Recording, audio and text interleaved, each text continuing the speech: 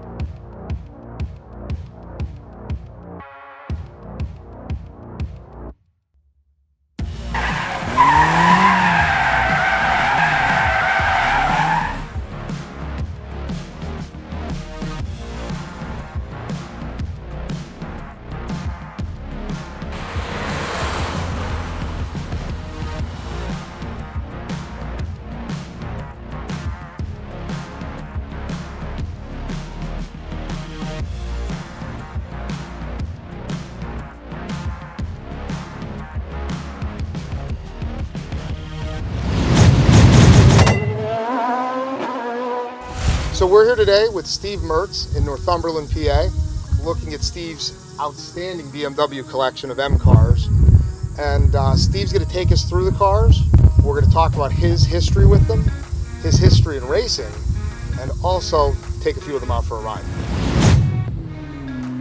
Steve, this Z3, I mean, it looks brand new. Why don't you tell me a little bit about it? What makes this one more special than a regular Z3? Well, in 2002, when this car was built, and they only built 643 of them with the large 6-cylinder 300-horse engine in them. The factory had loaned me one back in 2002, and it was just a delightful day, a delightful drive. Yeah. And it made me always want to get one. When I got my first Social Security check, I said to my son, "Son, go find me one of these Z3 M Roadsters," and he did. And this was it. It's black on black, and absolutely loved it from the very first day, and we're still loving it. Yeah, it's a great car, and I mean, I drove it up to the field, and I have to admit, it was so much fun with the top down. Even just cruising through the yard there to get where we're parked, it really puts a smile on your face. As soon as you get moving with the open air and that motor, that sound is out of this world. Yes, this is probably the biggest engine they put in the smallest car that they ever made. You know, in modern history anyway. And yeah, the curb weight's real low on this. Yeah, but it just sounds so good. Being a short car, the exhaust doesn't have to travel very far, and the resonation you get from it's very encouraging. It's direct, yeah, it's immediate, and you feel it, I mean, go through you as you're driving. Yeah. And that's unusual, I find, at least in a smaller, you know, a car with a 3-liter. Usually you don't feel that resonance, but you really do when you're moving. When you're blipping true. That. Oh, that's got to be great after those long PA winters to drop the top on the first spring day. Yes, and one of the greatest things, we have 4 children, and my wife said it's great that the kids won't fit in the car. It's my car. That's always an advantage sometimes. Yeah. 2011 1M, so it's a 1 Series. 1 Series came to America in 2008. And you have tracked this car. I have. I've been with the BMW Club over 30 years, and I've been on the track for that amount of time. But I did take this to Watkins Glen for a Sunday, and it was absolutely outstanding. It was the fastest I've ever been in a car in my life. On a closed course, I was seeing numbers on the speedometer I have never seen before.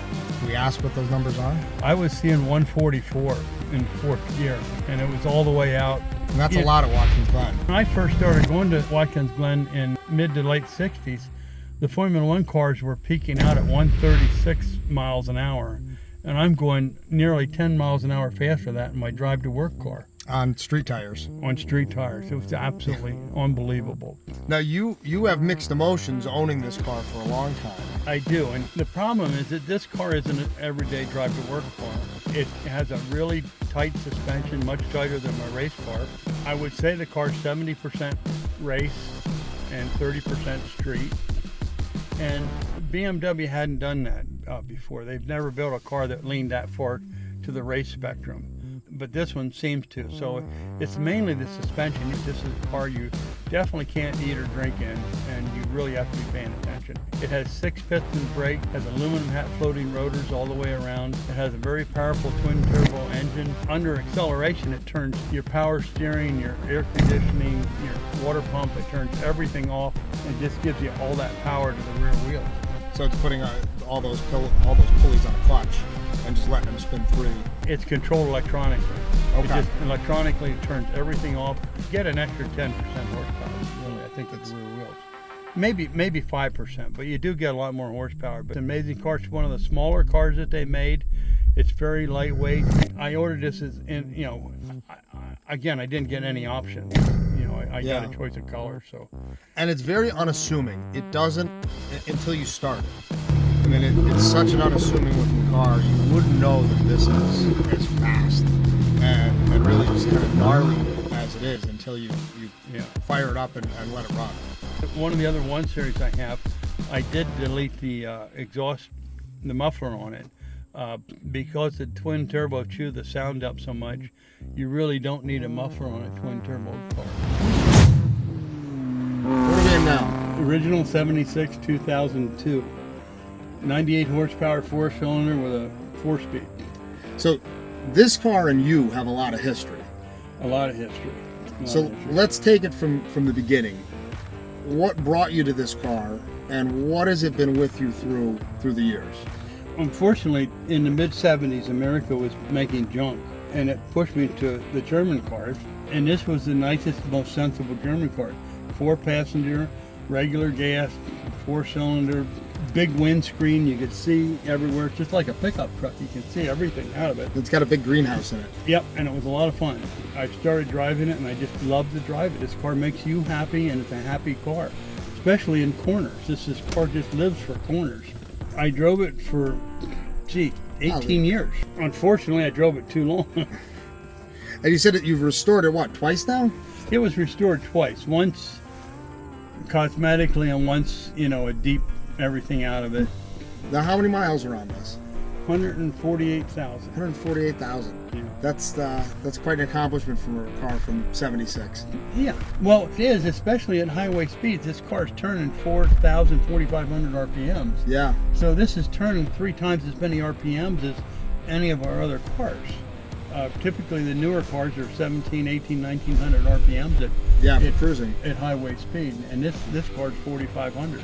So tell me, you had this car for all these years. I'm guessing, with a big family, this car had a lot of memories, a lot of occurrences. I know you mentioned that all your children came home from the hospital in this car. That was, yes. Thanks for reminding me. Yes, that was a good one. Made sure of that. That's a big deal.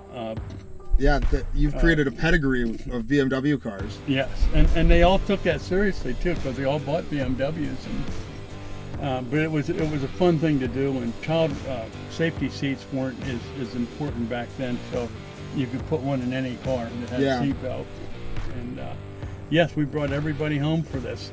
And ironically, my daughter that lives up the road here about 5 miles had her first dinner in her new house, and I drove this car up, which was the car she came home from the hospital in. And you took one of your kids to college in this too, right? I did. My daughter Bridget, yes, my oldest daughter Bridget, took her to college in this, and I ended up loaning it to her for a year out there. Yeah. Slippery Rock. Yep. So it's definitely this is ingrained in the family. I mean, this is another member almost. Yes, it is, and everybody likes it. Now, we don't all like to ride in it at once because it doesn't have air conditioning. It's easy to forget how nice those creature comforts are when you get into a classic car. Yes. And you don't have them anymore. Yeah. I tell you what, 98 horsepower, no air conditioning. How can you fall in love with it? But I did. No, it's easy when you love the nuts and bolts of them. Yes. Well, it's a happy car, and it makes the person happy to drive it. I can see the smile on your face just looking at the steering wheel. Yes. This is the car. So, have you had any offers for this car? Every now and then I'll park this near where I'm working at, and people will stop and try to buy it. I won't even accept an offer for it. My kids tell me they want it. I like it. This was a car, when I was finished with it, I tried to trade it in, and they offered me $1,000 for it. So I'm going to keep it, and I did, Yeah. and I kept it for another 30 years. Well, I'm glad you kept it. Thank you. 1988 E30 M3, the very first M3 that BMW made. When did you get this? Did you buy this new? Was it used? I bought it from one of my best friends in Ontario. I imported it to the United States. We had a friend in the BMW car club that is an importer, and he just gave me all the paperwork, and it was slick just bringing it right in the United States. I was very happy. Tell me a little bit about what drew you to this car. I mean, being the first M3, obviously that's a dead one. But what else was it about this car that you wanted? Well, I've raced with these cars for decades. I've been on the track with these ever since they were new. I've always liked them quite a bit. I mean, it's a classic car. When somebody offered me one at what I thought was a reasonable price, I took it immediately. I've not been disappointed. It's been a great addition to our collection, and it's a lot of fun to drive, a lot of fun to look at, but it's made to drive. And I have to say, I love the fact that you drive every one of these cars regularly. I mean, this car, you can tell that you love it, you can tell that you drive it, and you're putting the time into it. Tell me about the motor in this car. What made this different from the 3 Series at this time? In 1988, BMW decided, actually it was late 87, BMW decided to put their Formula One engine in a detuned form into a street car and sell it. And that's what the first M3 is. It's a 4-cylinder, 200 and some odd horsepower. They had several versions of this, but 200 some horsepower in a high revving 4-cylinder engine that handled extremely well. And it became an instant cult classic. It's arguably one of the best handling sedans ever made. I can see why after driving it. It definitely handles like it's on rails. My racing friends tell me, if you describe your car as being like it's on rails, you're going way too slow. In the years that BMW raced this engine, they had a huge turbocharger on it, and it was making excessive horsepower. It was making 1,200 horsepower or better, and that could never be put on the street. But they took the same engine, took the turbocharger off of it, and put it in this car and sold it. So let's start with what got you into cars first, and when. I think I just always liked machinery. I can't say that. I just love cars. My dad always had crappy cars, and I paid attention to sports cars that relatives had and friends had, and I really liked them. I guess when I was 17, I bought a 63 fuel-injected Corvette with a 411 rear end. That helps. That'll definitely get things moving, yeah. That definitely helps, yeah. And but cars is a good, clean sport. It's something you can do with your family. It's something you can do with your daughters. It's something you can do with your friends. It's a great social sport. Yeah, but I really loved it. 1989, 91, I bought a pretty nice 5 Series BMW, 5-passenger family sedan, 6-cylinder, and stick shift. And it was actually turned out to be our favorite all-time car. But as I was driving that, I was smart enough and savvy enough to realize that this car had so much more than I did. And how do you, I raced motorcycles all my life. How can you get somebody to teach you how to drive this? There's nobody in my circle of friends that knows. So I joined the BMW car club, and I started going to their racetracks, mostly at Watkins Glen, but we went all over the country, New Hampshire, Canada, Virginia, all over Ohio. And what year was that you joined the race club? The car club, I think we joined in the late 80s, and by 91, when I bought this 5 Series, 535, and I realized that it was, I could be taught something how to drive the darn thing. They had track rentals. This is what they did. They rent tracks. Come and we'll teach you how to drive. And I did. And I took my beautiful and loving wife with me, and the two of us actually teamed up on the car, and it held up great. We did fantastic. She stayed with it for 5 years. I stayed with it for about 8 years. And first they teach you how to drive, and then they teach you how to drive fast. And it's a 2-step process. And I got to the point where I was driving fast, and it was the next step was to be an instructor, with the club. And I would get nausea in the right seat. I just couldn't sit in another car, and I would get motion sickness. So I decided to go racing. A little thing happened in 2001, I think it was, or 2002. We went to an event at the factory in Spartanburg, South Carolina. It was a 2-day race. They had timing everybody over a 2-day period.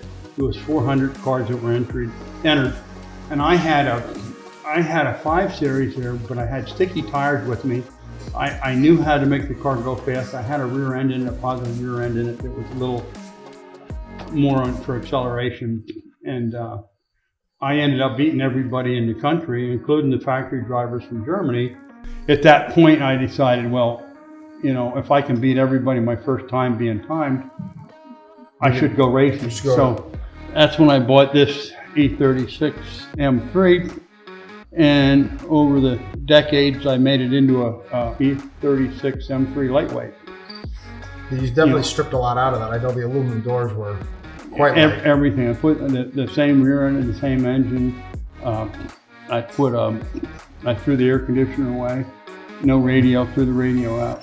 I put dual fuel pumps in it, and it's a stock chassis, a stock car. And in club racing, the stock cars are very reliable, and you don't need extra mechanics to go with you every week. And it was a lot of fun. I filled up 3 logbooks in that. So you did quite a bit of racing over the years. Quite a bit, yeah. Probably at least 3 events a year for almost 20 years. But you were talking about transitioning into ice racing, which I didn't transition. I had done ice racing simultaneously. Okay. For about 15 years, I guess. And we started out with a Mustang, and then we went to a E30, just regular 3 Series E30 from the 80s.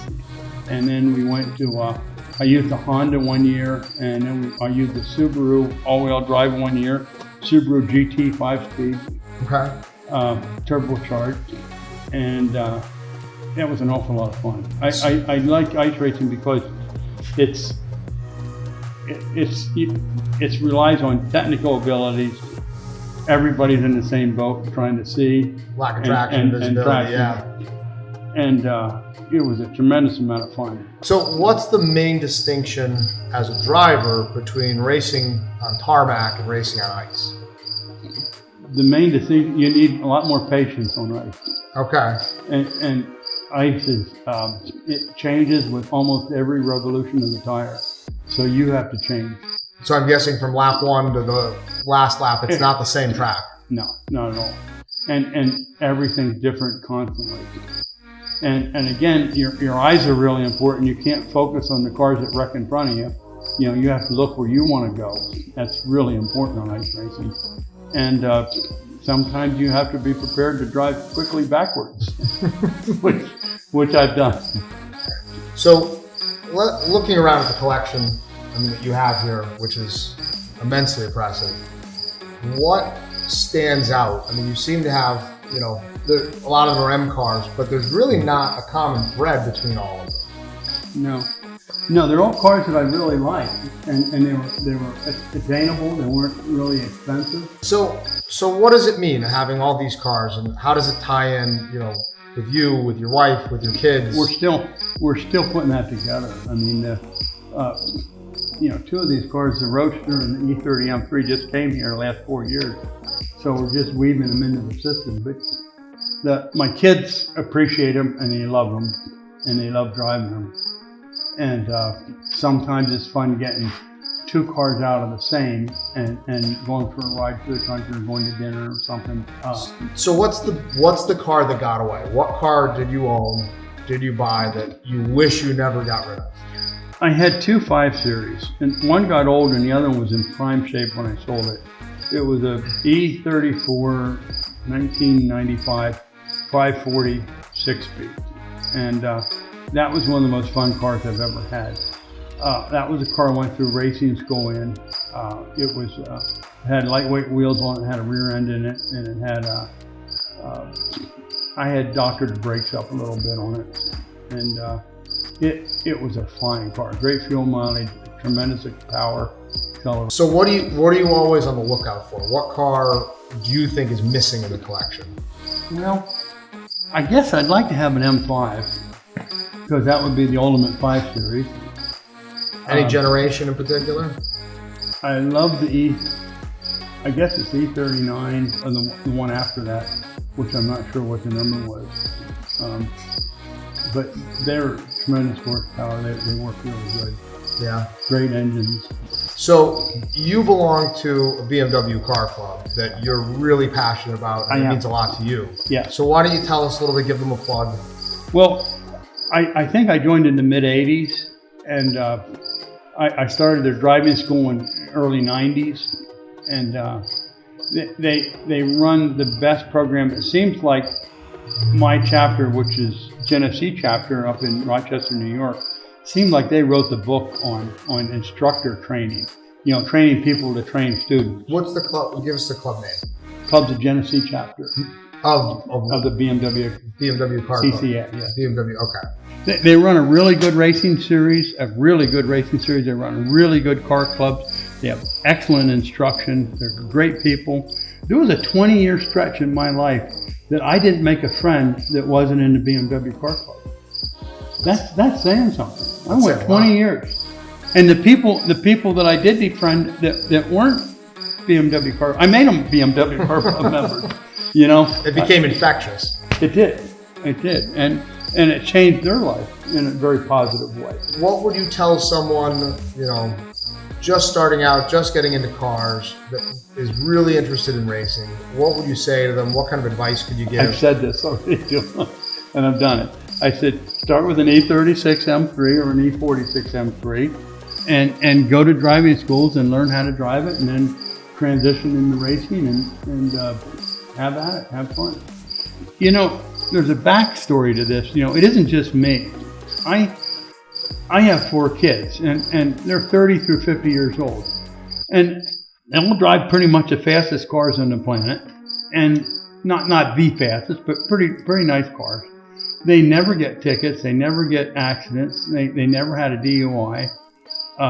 They have such respect for cars. They do so well with cars, and I'm proud of that. They've all been on the track. They've all been through some of the training I've been through, and they have a lot of respect for cars, and they've done real well with cars. So, somebody getting in, you're thinking the E36, the E43, E46 or E46. I'm sorry. Yeah.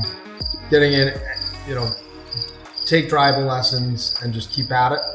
Driving schools, yeah. Driving schools, yeah. High speed, high performance driving schools, yes.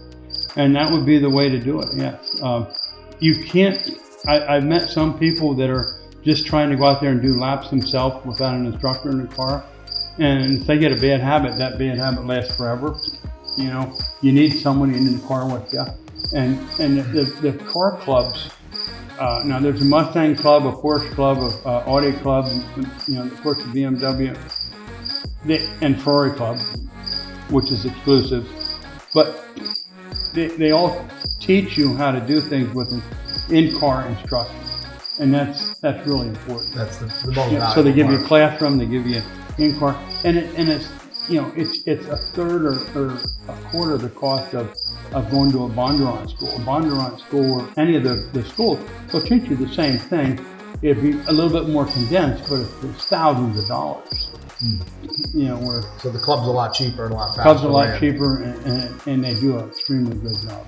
Hey, we really want to thank you for joining us today. We hope you enjoyed this video and you like and subscribe to us. If you have a great car in the 570 area code or a car you love, contact us at contactshift570@gmail.com, and we'll see about getting you on the next episode. Thanks, Steve. That was great. Thank you. Thank you. Shift 570, all motor in any PA.